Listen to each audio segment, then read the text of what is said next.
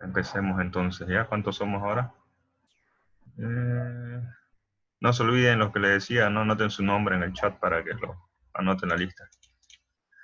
Ya, vamos a hablar lo que es el tema de trauma de cuello. Vimos un poquito lo que era trauma laringio, trauma faringio, ¿no? Pero trauma de tráquea, pero son patologías pensando de que son individuales, ¿no? Como si no hubiera otra lesión aparte. Entonces, eh, sé que traumas llevan, ¿no? En este semestre o en el próximo semestre. Entonces, trauma de cuello no es una patología muy común, pero se presenta. Vamos a tener en cuenta que hablamos de esta parte solo como las partes blandas y partes anteriores, ¿ya? No vamos a hablar de trauma raquimedular, que tendría que ser más que nada lesiones de la médula y lesiones óseas, ¿no? De las vértebras cervicales.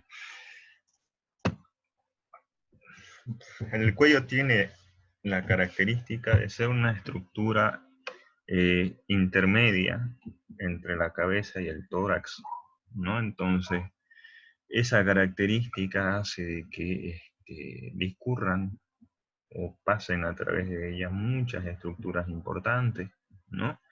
Entonces, por no decir prácticamente todos los órganos del cuerpo pasan a través del cuello, ¿está bien? Son traumas de cuello a toda lesión que se encuentre entre el borde de la mandíbula y la base del cráneo superiormente y el borde superior, el borde inferior de la clavícula o a nivel posterior a la altura de la séptima vértebra cervical. Como les digo, no vamos a ver las lesiones cervicales, no vamos a ver lesiones de columna, ¿ya? Entonces, esto en general, como todo trauma, toda lesión de cuello pueden ser abiertas y pueden ser cerradas, ¿no ves? Las cerradas son por golpes, contusiones. En la anterior clase, por ejemplo, vimos lesiones por intubación, lesiones por procesos iatrogénicos, ¿no? Por procesos que nosotros hacemos. Pero esto vamos a ver como trauma. Todo trauma es una nosa externa, ¿no? Entonces, en los traumatismos cerrados, por ejemplo, es común ver como consecuencia de un movimiento, un proceso de aceleración y desaceleración, ¿no? Característicos de accidentes automovilísticos, ¿ya? El uso de el cinturón de seguridad hace que al momento de ir a cierta velocidad y frenar de golpe hagamos un movimiento de flexión e hiperextensión, o el golpe posterior en un vehículo hace hiperextensión también del cuello. Entonces, es una de las causas principales de trauma, el accidente de tránsito, ¿no ves? Otros son por contusiones, golpes directos, agresiones, ahorcamiento, ¿ya? Estrangulación, cuerpos extraños ya vimos antes, ¿no? Entonces ahorita no vamos a ver mucho en ese aspecto. Perdón. Ya. Entonces, la característica de lesiones cerradas es que pueden producir fracturas, dislocaciones. Ya vimos que forma parte del cuello las lesiones óseas, ¿no? Pero también vamos a ver que las lesiones, las estructuras vasculares se lesionan bastante, ¿ya? No solo en la parte anterior, sino también en la región posterior, que eso en trauma raquimedular no las ven las lesiones vasculares que se sufren por una lesión en el cuello, ¿no? Directamente se va a las fracturas, se ve a una sección o inyección de la médula, pero no se ve más. Es importante que tengamos en cuenta de que también se lesionan arterias vertebrales en la región posterior a que están en relación con los cuerpos vertebrales, ¿no ves? Ya vimos lesiones de laringe, lesiones de tráquea, ¿ya? Entonces los mecanismos de lesión son muy similares. Las lesiones por armas blancas, por armas de fuego, son menos comunes en el ambiente civil, pero se presentan, ¿está bien? Después ya vimos, ¿no? Las lesiones por procedimientos médicos, quirúrgicos, ¿ya? Desde la intubación hasta la colocación de una sonda. Si no tenemos cuidado, podemos tener lesiones y mucho más si tenemos personas con algún antecedente patológico. ¿Está bien? No vamos a entrar mucho detalle en eso. Más nos interesa por mecanismos de trauma.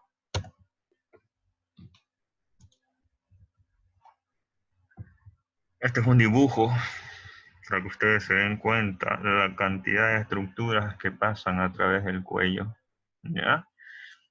Vemos desde el borde inferior de la mandíbula hasta más o menos aquí ya estarían ya las clavículas, ¿no? Entonces vemos las arterias, vemos las venas, vemos los nervios, los músculos, ¿ya? Vemos glándulas también, las tiroides, las cadenas cervicales, los ganglios linfáticos, perdón, ¿ya? Entonces, y si vamos más atrás ya vemos lo que son huesos, ya vemos lo que es la columna vertebral, ¿no? Entonces esta imagen ya se las mostré antes para que ustedes tomen en cuenta cómo está estructurado más o menos el cuello, ¿ya? Entonces, por anatomía vemos que las siguientes estructuras pasan a través del cuello, ¿no? Sistema musculoesquelético, vascular, respiratorio, con la laringe, con la tráquea, digestivo, con las faringes, el esófago, el endocrino, tenemos las tiroides, nervioso, estábamos viendo los nervios, ¿no? Desde el nervio vago hasta la columna vertebral, sistema linfático, el sistema inmune, ¿ya? Entonces, prácticamente todas las estructuras, todas las que conforman el cuerpo humano pasan a través del cuello, ¿no? Entonces, otra estructura ósea que tenemos que tener en cuenta también en el cuello, aparte de las vértebras, son es el hueso hyoides, perdón, ya, también se puede fracturar, también puede lesionarse, hay que tener en cuenta eso. En las estructuras vasculares, como estábamos viendo, las carótidas internas, carótidas externas, la carótida común, ¿no? Las arterias vertebrales, las yugulares internas, externas. Respiratorio, faringe, laringe, tráquea, estamos hablando. Digestivo, orofaringe, esófago cervical, endocrino, glándulas tiroides, paratiroides, sistema nervioso, los planes craneales, noveno, décimo, décimo primer, décimo segundo par. ¿Ya? Linfático tenemos el conducto torácico. Y parte del sistema inmune tendríamos las extensiones cervicales del timo, que en una persona adulta no tendría mayor relevancia, ¿no? Pero cuando vemos a niños sí. ¿Está bien? El cuello está compuesto por dos fascias, ¿ya? Aquí la que a nosotros nos interesa, el musculoplasma, ¿ya? O plastisma mioide, es una estructura de fascia muscular delgadita, ¿no? Esta estructura nos sirve como límite entre las lesiones profundas o penetrantes y no penetrantes, ¿ya? Entonces las penetrantes son aquellas que perforan este músculo platisma y las no penetrantes son aquellas que no. Entonces hay un aumento exponencial de riesgo de lesiones de órganos vitales a profundidad si es que se evidencia que hay una perforación de este músculo. Lamentablemente este músculo es bien delgadito y a veces no es fácil evidenciarlo, ¿ya? Después tenemos una fascia profunda pretraqueada prevertebral. Estas fascias van a darse cuenta, y eso también pasa en otras partes del cuerpo, forman compartimientos, forman espacios, ¿ya? Y estas fascias no son distensibles, no se extienden, entonces pueden hacer un aumento del espacio, de la presión dentro de ese compartimiento, de ese espacio, y pueden hacer un tipo de síndrome compartimental. Lo mismo que ustedes ven en el abdomen, lo que ven en los músculos antebrazos, cuando aumenta un edema, una estructura, por un tumor, por una lesión, etc. Entonces va a aumentar la presión, ¿no? Y va a ir comprimiendo las demás estructuras. Entonces pasa lo mismo en el cuello, ya principalmente las lesiones vasculares, venosas o arteriosas, sigue sangrando, aumenta la presión en el lugar. Vamos a ver eso un poquito más adelante, ¿ya? Les nombré también en la anterior clase que el cuello está dividido en tres regiones, ¿ya? La zona 1, fíjense, zona 2 y zona 3. ¿Ya? La zona 1 entonces está desde las clavículas hasta el cartílago cricoide. La zona 2 del cartílago cricoide al ángulo del maxilar inferior y la zona 3 del maxilar inferior hasta la base del cráneo. Esta zona 3 es la más pequeña, si se dan cuenta, ¿no? Fíjense. Pero aquí tenemos algunas estructuras también que se pueden dañar. Tenemos la zona 1, fíjense, va de abajo arriba, ¿no? Que es el sitio donde ya el cuello empieza a relacionarse con el tórax, ¿no? Entonces una lesión aquí también nos puede lesionar el pulmón. Y la zona 2 es la más expuesta. En su momento les dije también que las lesiones en esta zona son poco comunes, ¿no? ¿Por qué? Porque tenemos el mecanismo de protección de los músculos a los lados y tenemos el mecanismo de flexión que hace la cabeza, por ejemplo. Por reflejo, nosotros a protegernos siempre agachamos el cuello, ¿no? Agachamos la cabeza tratando de proteger el cuello. Entonces, estos son nuestras formas de defensa, ¿no? Van a ver que algunos animales cuando quieren ir a matar a su presa van directamente al cuello, porque es una zona muy sensible, muy fácil de lesionar si es que nosotros nos animáramos a lesionar a una persona, ¿ya? Entonces, bueno, estas de nuevo son las estructuras. ¿Qué estructuras tenemos en cada uno de estos espacios, ¿no? Fíjense, en la zona 1 están las arterias carótidas comunes, las arterias vertebrales, la subclavia, la unión de la yugular con la subclavia. Tenemos el conducto torácico también, la tráquea, el esófago, médula espinal, plexo braquial y el nervio vago. Son todas estas lesiones, todas estas estructuras que se pueden lesionar en la zona 1, ¿ya? Esto no les interesaría mucho, ¿no? Pero si quieren ver, son las formas de abordaje: esternotomía, toracotomía anterioral, incisión supraclavicular, etc. Eso ya es más manejo quirúrgico. En la zona 2, seguimos teniendo las arterias carótidas comunes, las vertebrales, ya las yugulares internas. Aquí ya aparece la laringe, parte de la tráquea, el esófago sigue, nódulo espinal, vago, accesorio, nervio accesorio, nervio hipogloso, ¿ya?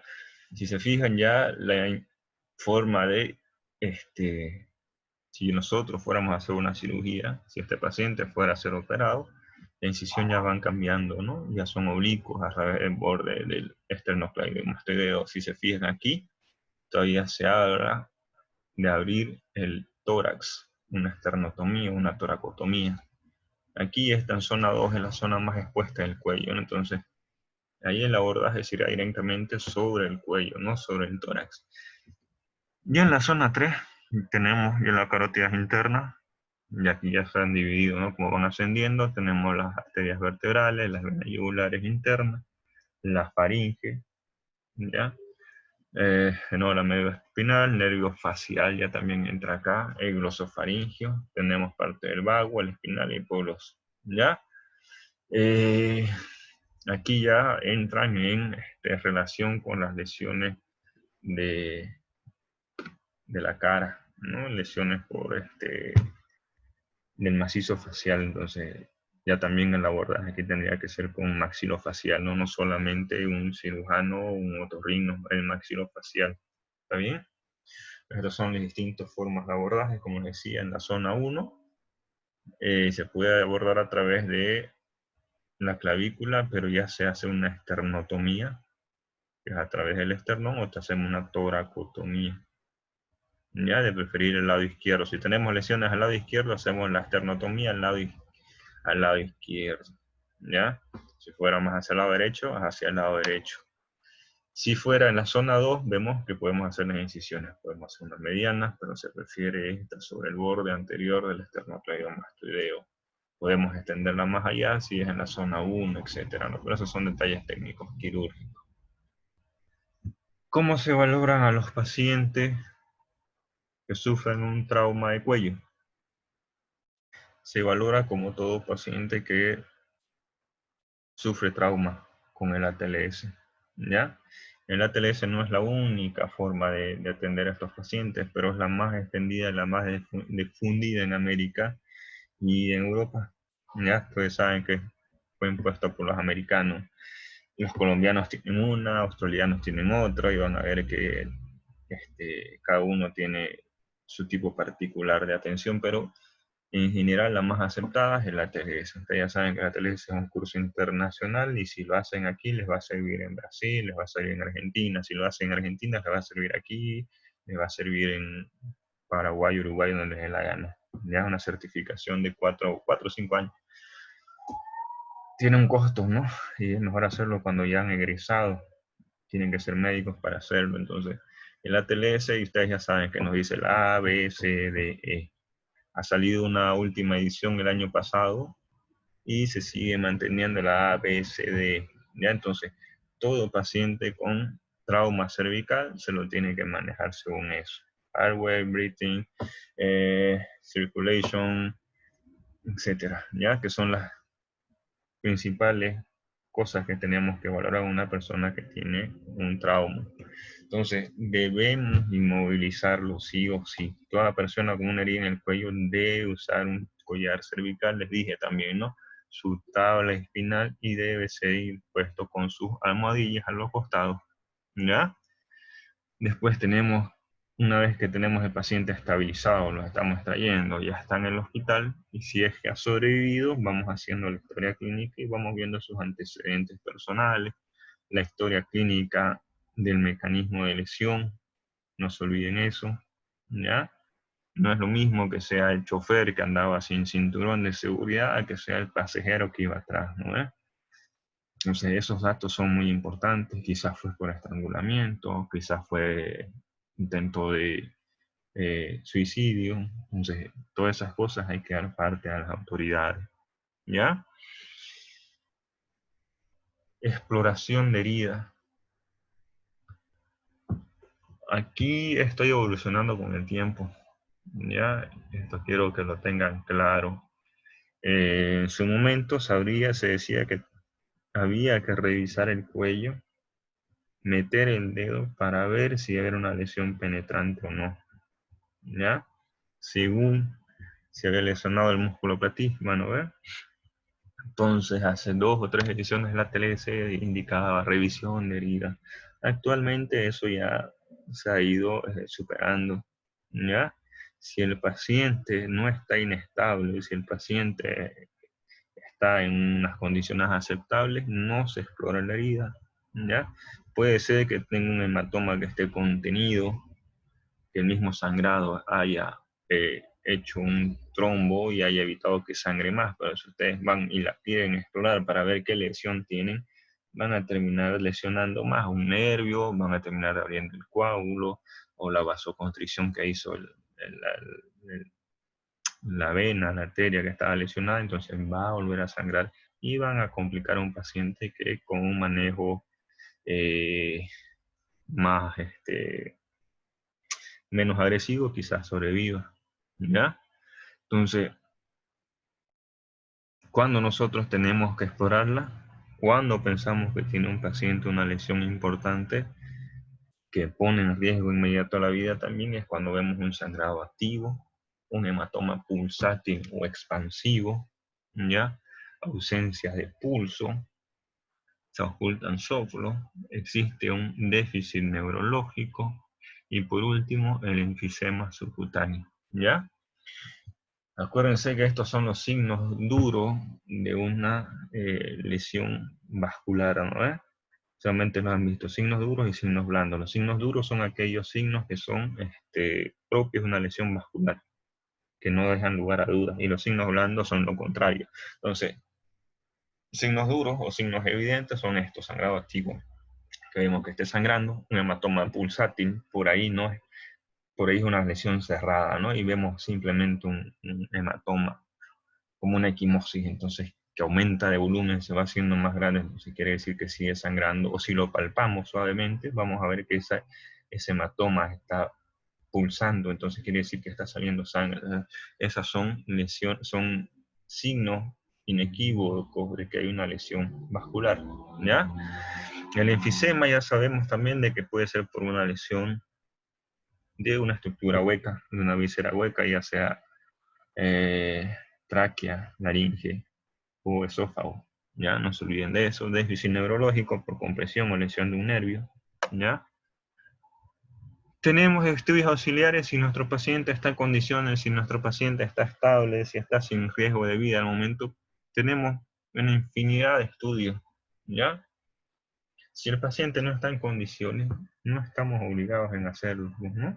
Entonces, si el paciente está bien, podemos hacer una laringoscopía, broncoescopía, esofograma, esofoscopía, tomografía, ultrasonografía, ecodoppler, podemos hacer una angiotac, etc. ¿Ya? Entonces, pero para el diagnóstico siempre tiene que ser clínico, y ahí vamos de nuevo a lo que es el ATLS, ¿no? Entonces, la A, B, C, D, el paciente está estable, pasó esta fase aguda de la revisión primaria, no hay signos evidentes, no hay otras lesiones asociadas que pongan en riesgo su vida, porque no solamente el cuello, ¿no? Puede tener lesiones en el tórax, abdomen, pelvis, y eso también tenemos que revisarlo. Si vemos que el paciente está en condiciones, entonces recién vamos a hacer todos estos estudios auxiliares, ¿ya? Como dice su nombre, auxiliares, no son estudios que sean determinantes en ese momento para salvar al paciente, ¿ya? Las lesiones en el cuello van a ser de tres formas: manifiesto, modesto o moderado, y los asintomáticos, ¿ya? Nosotros, en un paciente con una clara manifestación de una lesión cervical, vamos a actuar. Pacientes asintomáticos, lo más seguro es que los vamos a observar y en muy raros casos se van a complicar. Aquí, en estos, los modestos o moderados son los que vamos a tener mayores inconvenientes, los que nos van a dificultar su manejo, como les decía, ¿no? Quizás no hay un hematoma pulsátil, pero sí tiene cierta dificultad respiratoria. Quizás hay un pequeño enfisema, pero el paciente está estable hemodinámicamente, no hay fractura, etc. Entonces, son estos pacientes que nos van a obligar a hacer alguno de estos estudios para ver cuál es la lesión. ¿Está bien? Entonces, los signos claros, manifiestos de una lesión en una zona 1, ya vimos que es hemorragia externa, sangrado hacia afuera, exsanguinación intrapleural. ¿Qué sería eso? Sería un hemotórax, por si acaso, ¿ya? En la zona 2 vamos a ver que hay una pérdida de la vía aérea, hay signos de asfixia, hay un gran hematoma, ¿no? Un SATI. Este sangrado puede causarnos también una asfixia, nos puede causar una broncoaspiración del paciente, ¿ya? Vimos también en algún momento, ¿no?, que la sangre es irritante y causa un reflejo en la laringe que se cierre y la persona también se asfixia. Entonces es importante actuar rápido en estos casos, ¿ya? Y en la zona 3, que son menos comunes, tenemos lo que sea el sangrado por lesión de la carótida interna, ¿ya?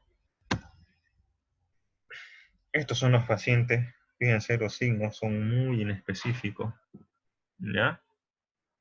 Puede estar algo ronco, puede tener una disfagia, una crepitación a la palpación, un hematoma estable. Entonces son estos pacientes los que nos van a llevar a quebrarnos la cabeza, a la necesidad de hacer más estudios para diagnosticar cuál es la causa de, o qué es lo que lesionó, perdón, el trauma, ¿ya?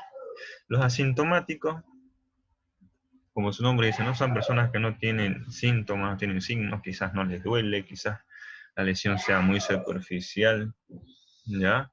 Entonces, quizás se haya visto que hay una pequeña lesioncita ahí, pero si los observamos máximo en 24 horas y no hay complicaciones, los vamos a mandar a su casa, ¿ya?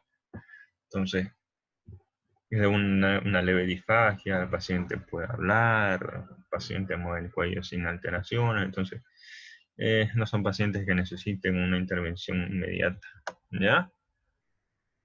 El tipo de lesiones ya hablamos. Las más comunes van a ser las vasculares, después las digestivas y por último las respiratorias, ¿ya?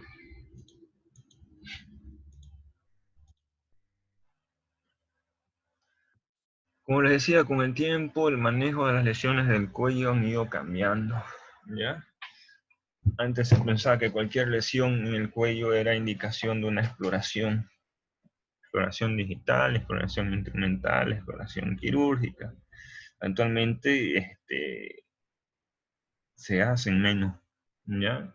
Las nuevas guías indican que es preferible, si el paciente está hemodinámicamente estable, es preferible observarlo y hacer los estudios que sean requeridos para su manejo, ¿ya?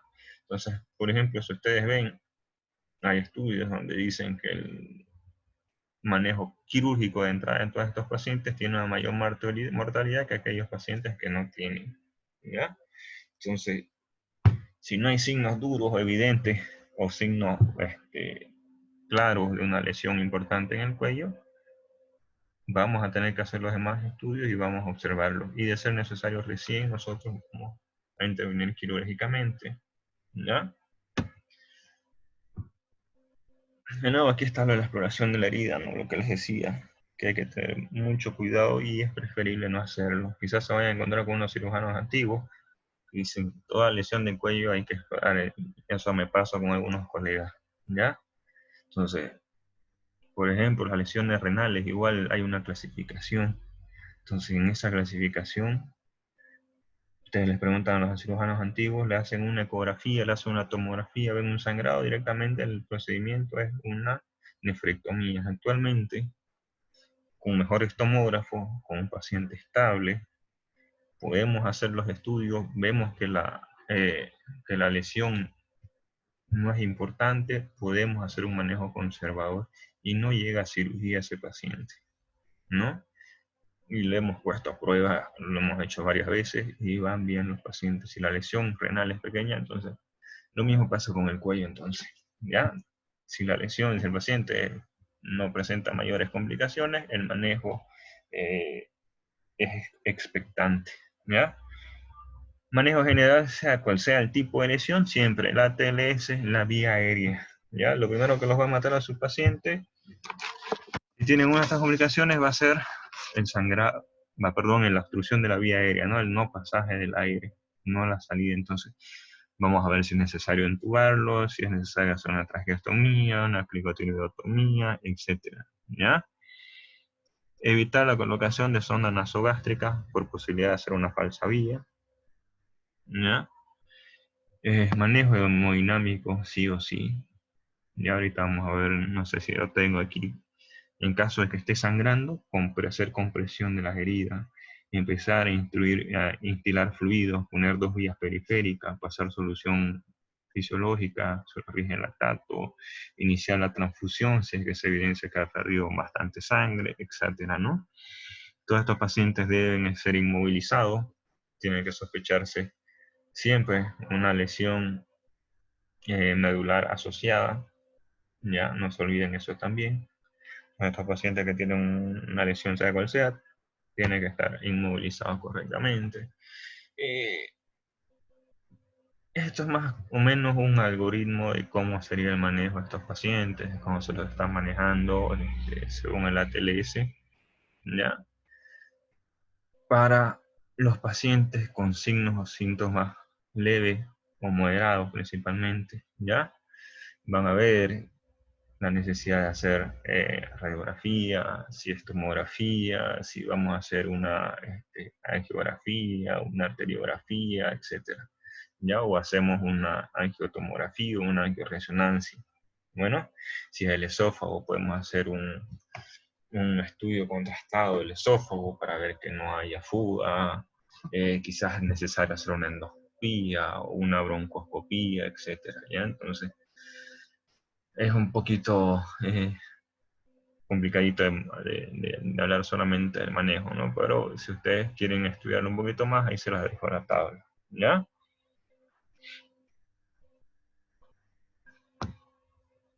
Las lesiones vasculares, entonces, son las lesiones más comunes las que vamos a tener en el cuello, ¿ya? La principal característica clínica va a ser la hemorragia, ¿ya? En otros hematomas, déficit neurológico. ¿Por qué tendría que tener un déficit neurológico en una lesión vascular? ¿Mm? Piensen un poquito, qué arterias irrigan el cerebro, ¿no?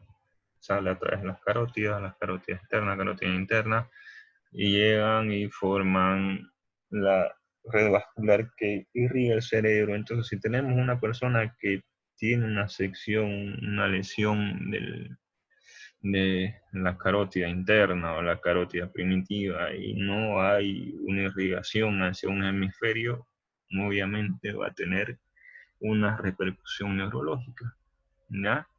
Ahora, si la lesión fue más posterior, puede haber una lesión de la columna vertebral, ¿no? Puede hacer una compresión, también lesionar las arterias vertebrales por si acaso, ¿ya? Eso es importante. Y lamentablemente, como les dije antes, si hay un paciente con una lesión vascular, bueno, en general de todos los pacientes que tienen trauma, hay tres fases, ¿no?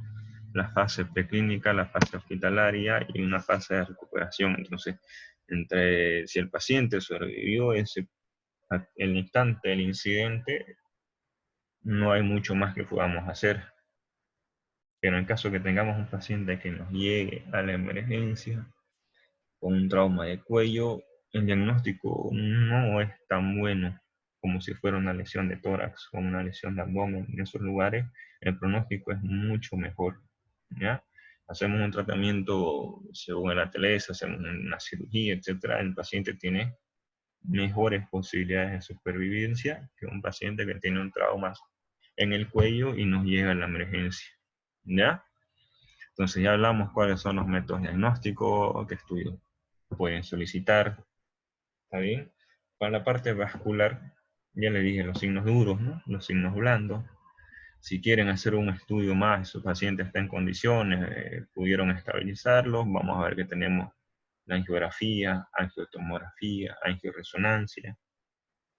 En ciertas situaciones hay pequeñas, forman trombos también, y aquí es Echo-Doppler, un estudio muy útil, ¿ya? La lesión más común es la carótida, ¿ya? Está en un 6% de todas las lesiones del cuello.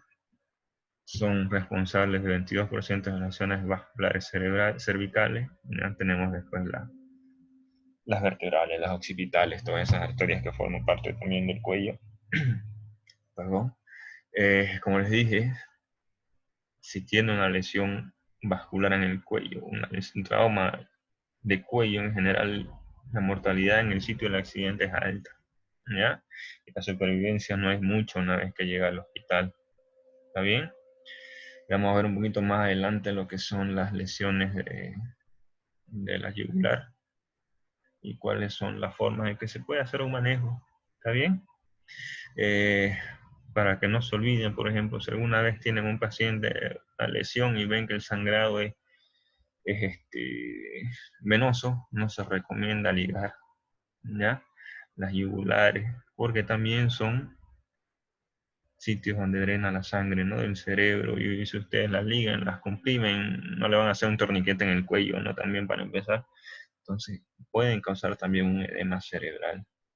Y aumenta la presión intracraneana y el paciente se va a enclavar, va a tener una hernia de Luncu, se les va a morir también. Entonces, no es sencillo el manejo, ¿ya? Lesiones de cuello se maneja un equipo multidisciplinario, como le dije, cirujano, neurocirujano, vascular, otorrino, maxilofacial en algunos casos también, ¿ya? Entonces, esto lo vamos a ver yo creo a la segunda hora, a las 5:30 nos encontramos para avanzar, terminar este tema.